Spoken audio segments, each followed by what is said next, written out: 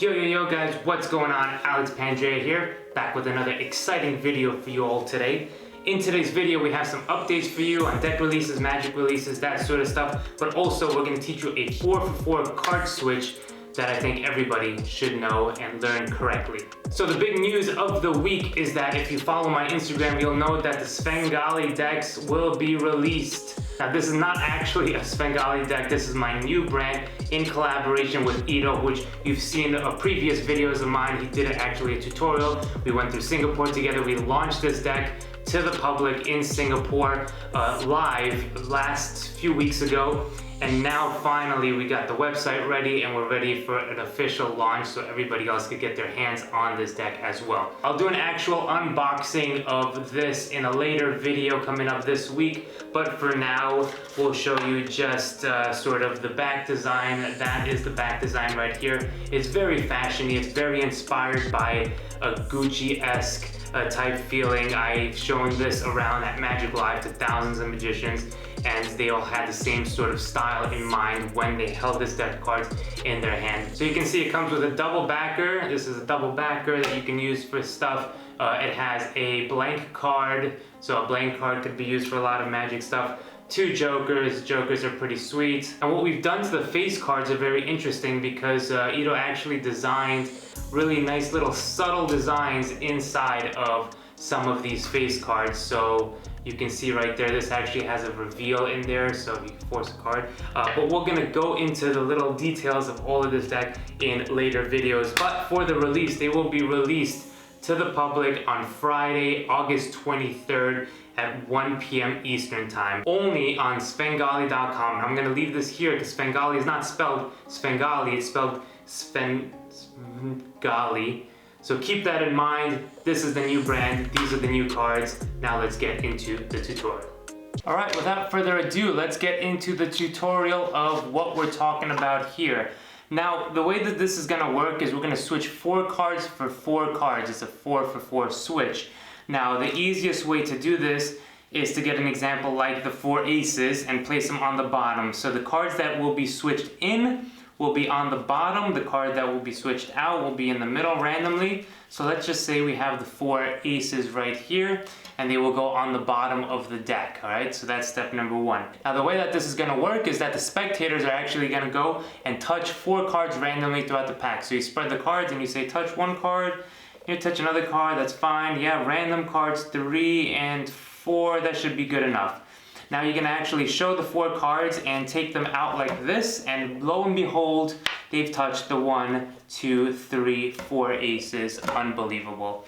Now I know what you're thinking. How the heck did you switch it? Well, this is why you're here, right? So we're gonna learn this right now, how we're gonna switch the 4 aces for the 4 random cards that they picked. So to begin, obviously the cards are on the bottom, you know this already. Now what you're gonna wanna do is get a break above the 4 cards. So the way that I like to do it, let's just say if you have this already set up, right? You can go through the pack, sort of set it up beforehand and then come to your spectators. And this is always tricky because if you want to do it sort of while people are watching, while it's face up, it's a little bit tricky. But sometimes what I would do is just sort of cull the cards this way of the aces and place them here, or I would just literally, as I'm talking to them, out jog them, take them out, place them on the bottom, and then say, you know what, actually, well, let's try something else. And then I would do a full shuffle, retaining the bottom stock. It really doesn't matter at that point, okay? So a lot of the times, this is just something to keep in mind. I do the setup right in front of the spectators, and then as an afterthought, I say, you know what, no, never mind. Then I shuffle, I do a full shuffle, and that sort of takes away anything that I would have done. If your full shuffle is convincing enough, right? So one thing to keep in mind is how to do the setup, but I'm sure that you can just have the cards on the bottom and start with this right away. That's another easy self-working way to do it. Cards are on the bottom, this goes here. You're gonna want a break above the cards, all right? So if they're on the bottom, I could just thumb count 1, 2, 3, 4, then get a pinky break, just like that. That's step number 1. And now you're going to have the spectator touch 4 cards, all right? As you keep the break and as you spread like this, okay?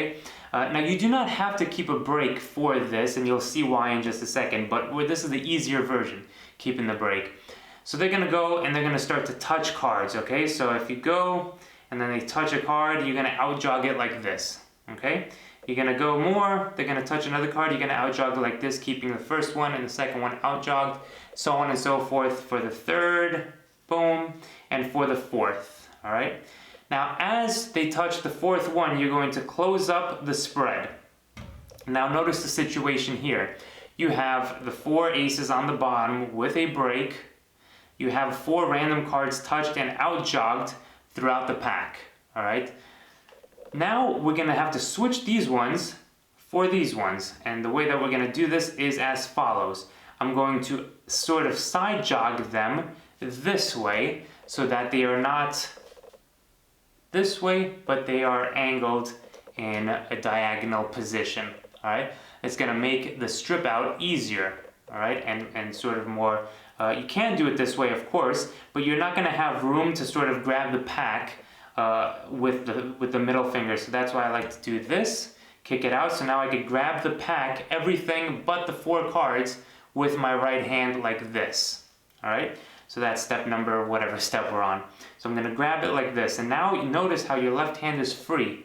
The left hand is free to go and grab these cards from the out jog position. So if we did not have the cards underneath here, you would move your left hand forward and just grab these cards and strip them out, all right? So all we're doing is stripping out the cards.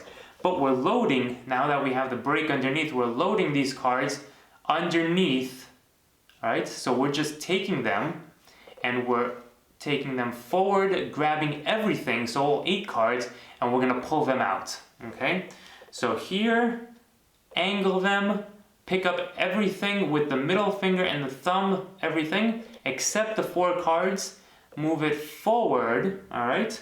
And one little tip is I like to tilt down and put pressure on so that the sort of angle from the front is not this, they don't see this, but if I angle it down and I push forward, there's no room to see anything, okay? That's one little tip.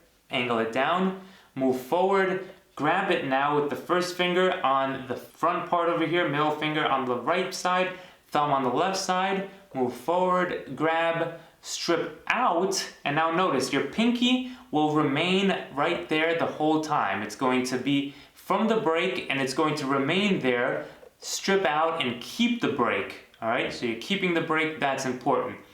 From here, you're going to move the deck hand, the right hand forward to place the deck on the table, on the box, let's say in this case, and at that same time, you're gonna pick up everything from above the break and move it forward, get rid of the deck, and now all you're left with are the 4 cards that were on the bottom from all along, and that were the 4 aces, okay? So once again, really quickly, this is a very easy thing as long as you get the motion of each step, doing it fluid from one to the other. So going from here to closing, to moving out, to stripping out, to this, okay? So that wasn't fluid at all. So I might need to practice a little bit on that, but you get the idea, all right? So really quickly, 4 cards, let's get a break. Pinky break this time because that's a little bit more fluid than trying to riffle up. And of course, if you do have to riffle and count, do this before you start the effect, okay? That's very important. Go into a corner, turn around, go into the bathroom, I don't care what you do. Just please, for God's sake, do not go up to the spectator and say, okay, I want you to choose 4 cards. Okay, and then a long pause for you to count. This is not very subtle and they're gonna know that something is up, a setup is up, right? So, you know, just do a full shuffle, do whatever you have to do this, and then get your break. Another way to get the break, obviously, is to spread and get to the 4 cards on the bottom and then keep the break like this. But you don't have to do this right now because in this next scenario, I'll show you how to do it after you do the 4 cards. So let's say you don't have a break. They touch 1, 2, 3, and 4, and now you keep going until you get to the end. and you spot with your eyes 1, 2, 3, 4. You just pick up a little bit there and put your little pinky right into the brake as you close up. All right, so that's going to get your brake without having to do it beforehand. Okay, another little tip about this is that once you angle it off to the side, what you can also do is spread the cards a little bit like this to make the exact square shape of one card larger, so that these 4 cards don't flash as they come in. Okay, that's also very important, because here you only have this rectangular shape of a card to slide these ones into the bottom, and maybe you do this and maybe it flashes, right? So maybe just spread them a little. It doesn't have to be a neat spread of the 4 cards like that, but it could just literally be like something like that. All right, so kick them off to the side, you know, even this, and then come out here. You're already halfway done. Strip these out, place these there, and you are done. Alright guys, there you have it. That was the video. Now I know you might know some switches for one card, but it's always important to know multiple switches. This obviously you don't have to do with 4, you can do it 2, you can do it 3, you can do it 6, it really doesn't matter. And controlling the card is also very important.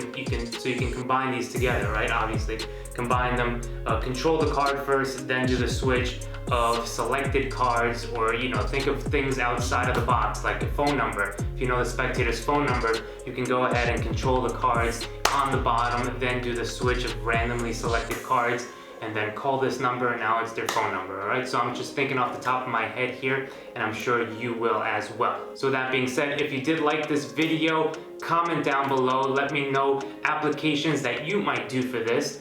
Like the video, subscribe, hit the notification, do all the stuff that you need to do. I'm putting a lot of work into this channel and hopefully giving a lot of value to you guys, so I hope you appreciate it. Thank you so much for watching, and we will see you on the next video very soon. Peace. Totally missed, but bye. I got mascara.